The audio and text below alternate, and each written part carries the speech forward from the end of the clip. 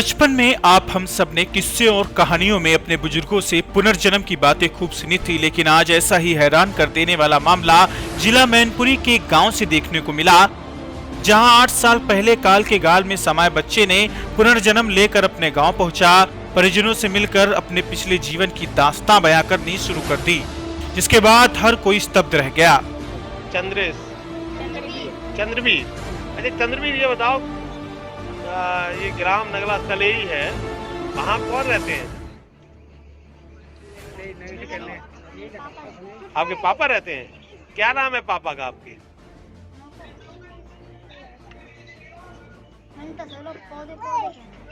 पौधे कहते हैं। और मम्मी का नाम? अच्छा, मम्मी का नाम बताओ। मम्मी का नाम ऊषा है।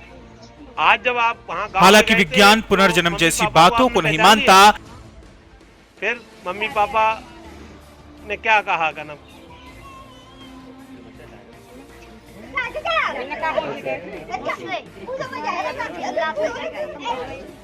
अच्छा, आपकी मौत कैसे हो गई थी? हाँ,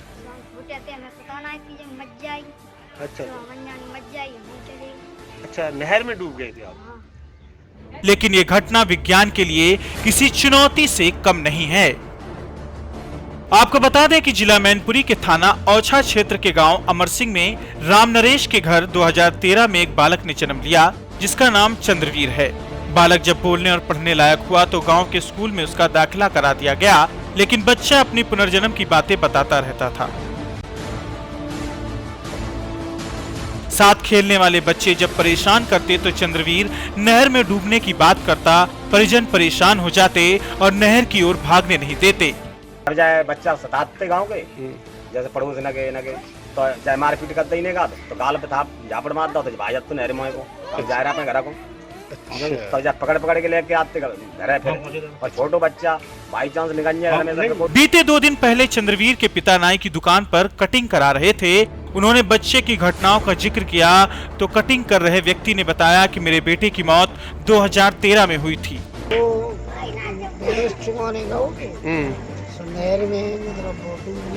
कितने साल पहले? करीब 9 साल पहले। आज जो लड़का आया था उसने आपको पहचाना? जी। जब वो नहर में नहाने के लिए गया था और उसी में डूब गया। इस बात को सुनकर राम नरेश के पैरों तले जमीन खिसक गई, जिसके बाद परिवार वालों को पूरा मामला सुनाया और सबकी आंखें खुली की खुली रह गई। जिसके बाद गांव नगला सलेही निवासी प्रमोद कुमार ने बताया, उनके बेटे रोहित कुमार की मौत पानी में डूबने से हुई थी, जब वह नहर पर नहाने बच्चों के साथ चला गया था। नहर में मतलब डूब गया। कितने साल पहले? करीब 9 साल पहले। अच्छा। आज जो लड़का आया था उसने आपको पहचाना? जी। और किन किन को पहचाना? मतलब हमारे को लला है भाई पहचानो। अच्छा। और जो माँ साहब सुभाष रहते को पहचानो, मम्मी को पहचानो, या बेटिया पहचानो। तो अब आपको कैसा लग रहा है? हमको कैसा लग रहा है, दूसरे की अमानत तो दूसरे की होती है। नहीं, फिर भी आपको जैसे खुशी हो रही है, जैसे बुरा तो मालूम महसूस होता ही है थोड़ा।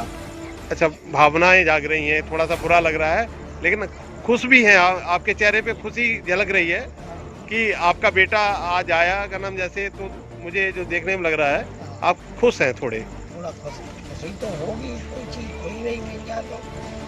यह परिवार तब से टूट गया था और बामुश्किल गम से बाहर निकला था और अपनी इकलौती बेटी के सहारे जीवन व्यतीत कर रहा था।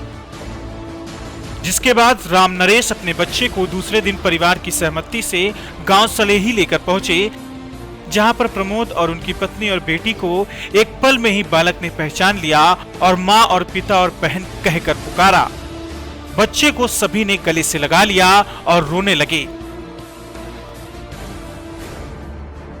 एक पल में 8 साल पुरानी यादें ताजा हो गईं। वो सभी दृश्य एक पल में तरोताजा हो गए और आंखों से आंसू छलकने लगे। ये समझ में नहीं आ रहा था कि ये वही मेरा बेटा है या सिर्फ आंखों का धोखा।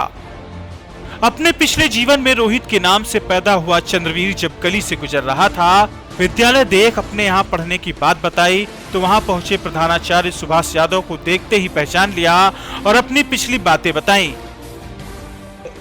नगरिया सलेही में कनम जब पढ़ते थे तो आपको कौन पढ़ाता था? सुभाष मास्टर। क्या पढ़ाते थे आपको? गणित और हिंदी। अच्छा, आपने उनको पहचान लिया? कैसे पहचान लिया? करके जा रहे थे तो पहचान लिया। अच्छा, आपने पहचान लिया और उनके पैर छूकर गुरु का आशीर्वाद लिया। वास्तव में ये घटना सभी के लिए मानो एक पहेली बनी है, लेकिन इस दुनिया में कुछ ऐसे भी सवाल हैं जिनका जवाब मिलना मुश्किल ही है। मैनपुरी से जनमत न्यूज के लिए गौरव पांडे की रिपोर्ट।